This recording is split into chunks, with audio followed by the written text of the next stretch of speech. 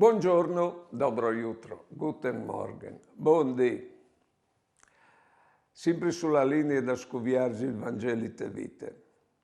Quando ieri te panze di nestremari, ove vindut a gratis. O ieri in proteggius. E ieri una vite che è il nostro paradiso terrestre in pratica. E ostavin tamben che mai che nestre mari ascugnut paranus fur pal nestri ben, ma par no ai sta della muart. Perché la vita covinchiatade fur di lì e è un'altra vita differente di che lì.